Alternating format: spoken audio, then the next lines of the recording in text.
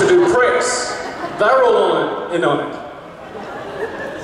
And then so we're shooting, and you know, part of the way through the day, the first AD, bloody Scottish guy, Tommy goes, all right, everybody, let's shake it out, let's shake those neutrons out.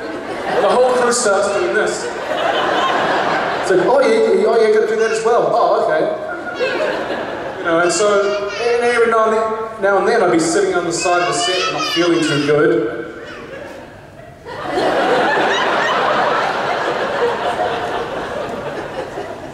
Anyway, by lunchtime I was feeling positively ill. I had received a big dose of radiation and I was pissed. How could they do this to me? Come back after lunch and we have to do this public service announcement. John Cho and I are standing there with billboards. And we have to, you know, there's a camera there and we're sort of reading the billboards and, you know, lines like, you know, we here at NIF want you to know that this facility is really safe, despite what you've heard in the community. And I'm thinking, what the is this place? This is crazy. This is almost the same thing I've ever heard. And the last card said, and most importantly, we want you to know, and they pull the sort of cue card away, is that you have been had. Oh yeah, that's exactly what they did. Laughed and laughed. Thought it was really hilarious, really funny. And so, yeah, and I'm sure it's documented on DVD extras. I'm a good guy, I allowed that. I could have blocked it, said no. You can see that. I'm making a fool of myself. But I will say that the whole thing started with Simon Pegg sitting in the makeup chair, and he turned to Chris on day one and said, oh, have you got your neutron cream? He goes, what? Well, yeah, you know, the radiation. And he had Chris going for like 5 minutes. Chris thought this was hilarious. So the next day, you know, who was it? Zoe Zeldana comes in, and so they get her, and it just progressively escalates to the point where they've got, you know, like neutron bubble gum, and they've got the t-shirts, and the hats, and it's just a full-blown punking. But I will say, Simon Pegg will keep. I'll get him. I'll get him good. Let me tell you another little story about a friend of mine called Vigo. Vigo Mortensen from Lord of the Rings. 2 a.m. in the morning, I'm in bed, fast asleep, and the phone goes, and it's my agent, and she's like, Karl, you've got to get on the plane. You've got to get on the plane. The studio's expecting you, and you must go. It's in your contract. You cannot. I will buy you a new pair of red socks. I swear, you've got to get on the plane. I'm like, Jenny, what are you talking about? Please, Karl, listen to me. You've got to get on the plane. I'll get you the red socks. Jenny, what are you talking about? Silence. Vigo. Vigo had called her up. 2 or 3 in the morning. Said, Jenny, it's Karl, I'm not getting on the plane. I can't find my lucky red socks. I'm not getting on the plane. And hung up.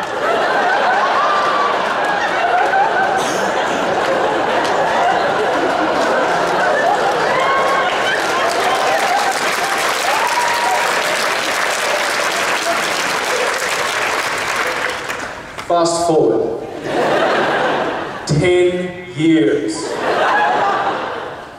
I'm in Spain promoting Dread, and I'm speaking to the press on Wednesday. Vigo's also in Spain promoting his new film called In Plan. He's speaking to the press on Thursday. I've got them first. So just casually, like, at the end of every single interview, I do the interview, and then it's like, oh, I've got the day off tomorrow. Yeah, I'm really looking forward to it. I'm going up to my mate's place in Segovia. Vigo Mortensen. He's got a farm up in Segovia. It's a goat farm. He's got 1,000 goats. He's making goat cheese. He's just bought it. He's invited me up. Yeah, looking forward to that. It made the national news. Televised national news. Vigo Mortensen buys goat farm in Segovia. So then Vigo goes on the next day to talk about his movie. No one wants to talk about his bloody movie. Tell us about the goat farm. And in the end, he got so sick of denying it, he just went with it and goes, yeah, you know, I couldn't resist. I like the spotted goats because their cheese tastes sweeter and they fart less. Simon Pegg will keep. I have to say, just as a little addendum to this story, that the night before, after we went out to dinner, before I got punked, we all went back to the hotel bar. We were all staying in the same hotel, on the same floor, 3rd floor. And we ordered a round of drinks, or 2 or 3. And then at the end, the bill came, and I went, I'll get this. And I signed the bill, and I put a room number down. Not my room number. Send the bill away. Oh, thanks, Karl, that was really great of you. Thank you. Oh, no worries, mate. Simon, what room are you in? Let's go, oh, you know, 318. Oh, yeah. Zach, what do you, I might, you know, have to give you a call tomorrow. What are you in? Oh, 319. Chris, what room are you in? 320. 320? Cheers, mate. I got him first.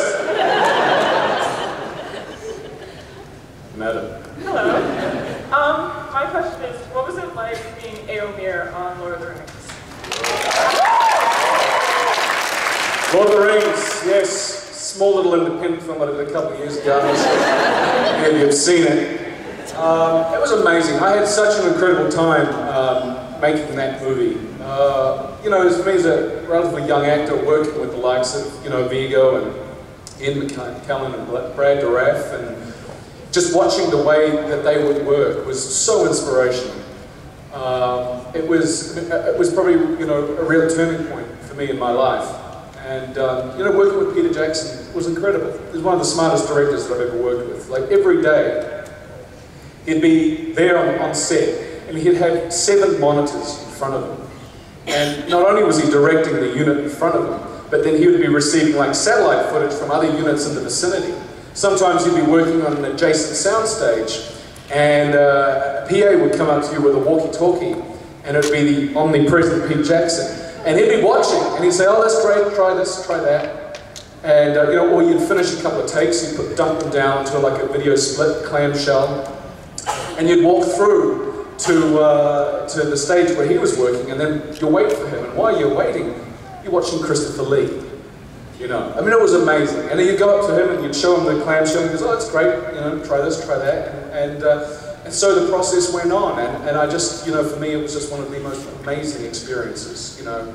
And it sort of, the initial shooting for me was like a 10-month period, and then had a year off. They did pickups for the first movie, and then came back 2 consecutive years after that to do more pickups. So it was really wonderful. It was just like having, you know, reunions with these people that I've grown so incredibly close to, and still are great friends with. And it's a very important part of my life, and I'm really proud to be a part of it.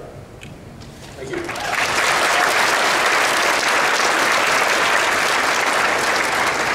Hi. Growing up in New Zealand, and... You grew up in New Zealand too? No, you growing up in New Zealand. Correct. Thinking to yourself, I'm going to become an actor. Did you envision this? More. It was a bigger one. You know what? That's a great question. You know, I would just define, you know, my becoming an actor as a long-standing compulsion. It's something that I want to do from a very young age. And you know, the best advice that I can give to anybody really is if you want something in life, invest in yourself, invest in your craft. The more energy that you put into it, the more you're going to get out of it. You know, when I wasn't working, I would pay to work. I would go and take classes. You know, I would learn how to, you know, ride a horse or sword fight or do whatever those skills were that I thought were going to come in handy. And I just found that over a period of time that it really paid off. And I always felt like it was important to remember, you know, amidst the potential chaos or the perceived chaos of life or any situation that you get in, you think about it and you think, okay, where is the opportunity for me? How can I make the best out of this situation? And I've kind of held on to that philosophy my whole life, and it's worked really well for me. So this to me is really amazing. I feel blessed to be here in this room with you guys, and to know that you guys enjoy what I do, and the fact that I enjoy the fact that you like what I do. So thank you.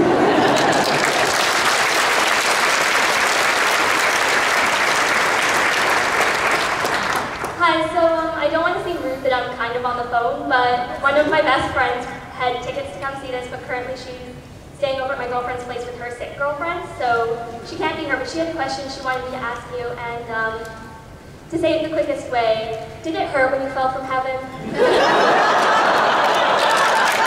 So, what was the question? Does it hurt? Did it hurt when you fell from heaven? Did it hurt when I fell from heaven? I'm going to show you the bruise. See, now if she was here, she could see it. I miss you. Where are you? Dump your sick friend and get here. Come on. Is there a doctor in the house? Come on. Hey, from one doctor to another. I'm kind of curious. Hey, kind of curious. I'm Karl. How are you? Say everyone else drops out, or gets amnesia, or what have you, and it falls to you to write the next Star Trek film. What's the plot? Wrong place. I'm just getting echo. Can you ask the question, the next question? Again, please. That's what I'm hearing. If you were going to write the next Star Trek film, what would the plot be? It'd be called Bones Saves the Universe.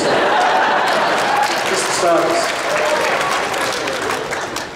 Funnily enough, Into Darkness, Star Trek Into Darkness was going to be called, should have been called Star Trek Bones Saves the Universe. Because J.J. Abrams promised me that if I did his TV show, that he'd rename Star Trek Into Darkness Bones Saves the Universe. What a gem. Hi, this is my question. I was just wondering how's Edmonton treating you so far? Echo. How's Edmonton treating you so far? How is Edmonton treating me? Yeah. So good. I tell you, I have to be honest with you. I landed here at 7, 8, 9 o'clock this morning and came straight here to be with you. So I haven't seen Edmonton apart from what I saw in the car, which looked very, very above averagely awesome. No, I love it. It actually really reminded me of New Zealand, that beautiful river and all the trees and buildings. Amazing. You're very lucky. I'm going to come back.